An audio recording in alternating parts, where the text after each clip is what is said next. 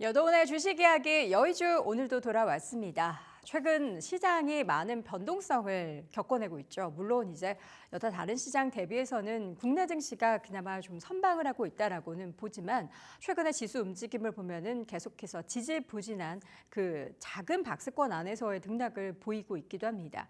그런데 최근 이런 시장 가운데서 국내뿐만 아니라 미국도 그렇고요. 우리 서학개미, 동학개미 투자자분들이 2배 레버리지 투자를 계속해서 이어오고 있죠. 이게 사실 비단 최근에 한두 달 만에 이야기는 아닌데요. 과연 작년 말부터 이어졌었던 이 변동성 그리고 하락하는 시장 상황에서 2배 투자, 3배 투자 괜찮은 건지 오늘 이야기 나눠보겠습니다. 폭락장에 대한 학습 효과 과연 이번 하락장에서도 그 공식이 맞아 떨어질까요? 2배 베팅하는 개인 투자자들의 계좌 지금 여러분들 괜찮으십니까? 좀 걱정이 돼서 오늘 함께 이야기를 나눠보려고 합니다. 자, 먼저 첫 번째 장 보시죠. 월가의 쪽집게라고 불리는 마이클 윌슨 수석 애널리스트의 이야기입니다. 최근에 인터뷰를 통해서 불확실성이 지속되고 있긴 하지만 오히려 매수 기회로 삼아야 한다라는 이야기를 했습니다. 이뿐만 아니라 시장에서는 항상 하락할 때마다 시장이 흔들릴 때는 오히려 그 위기가 기회가 될 수 있다는 이야기를 하죠.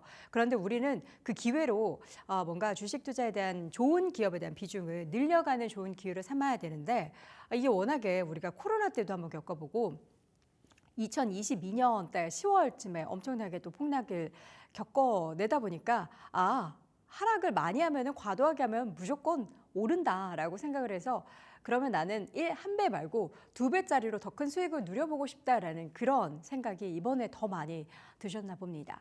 어쨌든 이분의 이야기를 통해서 여러분들이 약간의 교훈을 좀 얻어보시면 좋겠는 게 마이클 윌슨의 이야기는 향후 2, 3개월 동안 높은 변동성이 나타날 것이다. 여전히 변동성에 대해서 우리는 노출이 돼 있는 상태가 향후 2분기 내내 이어질 것이다 라고 이야기를 했고요. 금리와 관세 관련한 명확성은 여전히 굉장히 까다롭다. 그러니까 이 까다롭다라는 게 우리가 쉽게 예측할 수 없는 영역이다라는 거죠. S&P 500 기준으로 5,480포인트 아래에서는 저가 매수의 기회다라고 이야기하는데 지금 증시가 약간 이 상황에서 등락을 보이고 있죠. 그런데 마이클 윌슨, 월가의 쪽집게라고 불리는 이분마저도 작년 그리고 재작년에 있어서의 시장의 상승세가 계속해서 빅테크 종목들, AI 종목들 날아갈 때 약세론자로 엄청나게 시장에서 소외를 받았어요. 그래서 이거 마이클 윌슨 책상 빠지는 게 아닌가 이런 얘기까지 나왔습니다. 그러다가 이제 작년에 5월에 의견을 바꾸며 100기 들고 지수 목표치를 상향을 합니다. 그리고 나서 어떻게 됐을까요? 또 연말에는 시장이 워낙에 큰 변동성을 겪었기 때문에 이렇게 쪽집게라고 불리는 사람마저 틀릴 수 있다는 겁니다. 그러니까 우리는 시장에 대해서 이게 생물이기 때문에 어떻게 변동성이 있을지 몰라서 과거에 이랬으니까 이번에도 이럴 거야라는 공식이 딱 들어맞지는 않을 수 있다는 것을 늘 염두에 두셔야겠습니다.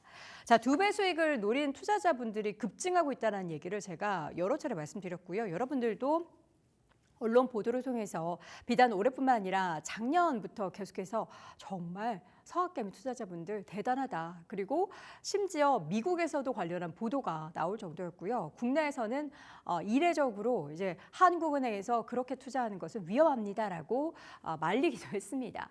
과거 하락시 매수는 높은 수익률이라는 이런 공식을 생각을 할 텐데 과연 이번에도 맞을까요? 최근에 보면은 기초 지수나 종목의 2배를 추종하는 레버리지 상품이 국내에서도 그렇고 해외에서도 그렇고 인기를 끌고 있습니다. 그 인기를 끄는 그 주체가 우리나라 투자자분들이 많죠.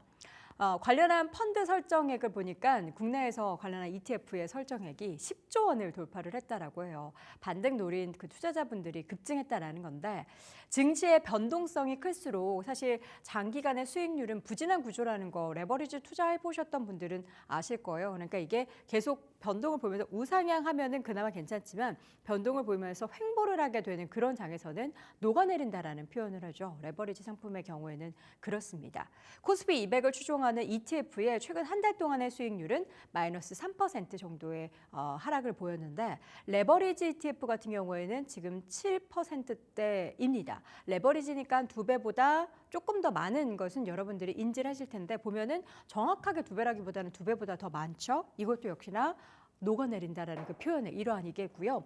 이거를 시결을 더 길게 하면 1년으로 놓고 보면요. 더 커집니다. 지수 한 배짜리 ETF의 수익률이 마이너스 8% 가까이 이르는 데 반해서 레버리지 보세요. 23%. 레버리지라면은 한 7%대, 8% 두 배인 한 16% 돼야 하는 거 아니야? 라고 생각하시겠지만 숫자는 20%를 넘어섭니다. 그렇기 때문에 변동성이 단기적으로 있을 때 우리가 단기적인 투자로서의 레버리지 투자는 뭐 야수의 심장을 가지신 분들은 가능하겠지만 이걸 가지고 V자 반등에서 계속해서 이어갈 것이다라는 막연한 기대감을 갖고 투자하고 이걸 장기간으로 끌고 가는 것은 굉장히 또 위험할 수 있다라는 것을 말씀드리고 싶습니다. 자, 이 가운데 작년 12월에도 같은 이야기들이 나왔습니다. 제가 보여드리고 있는 이 차트 같은 경우에는 12월 한 22일 정도 기준으로 달러 하락 그리고 증시 상승에 베팅을 한 개인들의 투자 행태를 지금 표로 정리를 해봤는데요. 코스피 코스닥 레버리지 투자자들은 지금 당연히 거의 손실이고요. 달러 같은 경우에도 물론 달러 미국 선물 인버스 2배짜리 지금 달러가 고점 대비해서 인덱스 기준으로 보면은 좀 빠졌잖아 라고 생각을 할 수도 있지만 자세히 보시면은 박스권이고요. 관련한 ETF 흐름도 봐도 녹아내리고 있습니다. 큰 변동이 없죠. 손실을 보고 있다라는 겁니다. 코덱스 레버리지, 코스닥 150 레버리지 이 ETF 같은 경우에도 레버리지를 생각을 했지만 지수 자체가 박스권에 갇혀 있다 보니까 이 변동성 안에서는 오히려 상승했다가 하락한다고 하락했다가 상승한다고 다시 원점이 아니라 오히려 마이너스 수익률을 기록을 하고 있습니다. 그렇기 때문에 계속해서 지금 작은 변동성 구간에 놓여 있는 그리고 밖에서 어떤 소식이 전해질지 모르는 구간에서의 레버리지 투자는 조금 위험할 수 있고 우리의 오히려 수익보다는 손실을 야기시킬 수 있는 투자다라는 것을 인지하셔야겠습니다. 지금의 시장, 그러니까 과거 2022년이나 우리가 코로나 시기 2020년의 시장을 복기를 해봤을 때 지금과 그때는 과연 이 급락의 패턴이나 그 이유가 비슷할까요? 지금의 급락기 급반등 변동성 장세에 대해서는 과거 어떤 시기와 유사할까를 한번 여러분들도 고민을 해보셨으면 좋겠습니다. 이번에 가장 큰 변동성의 유발 요인은 관세 전쟁이죠. 관세에 관련한 미국 트럼프 대통령의 정책으로 인해서 하락을 한 것이기 때문에 이것을 시장에서는 이벤트성 하락장이다라고 표현을 하기도 합니다.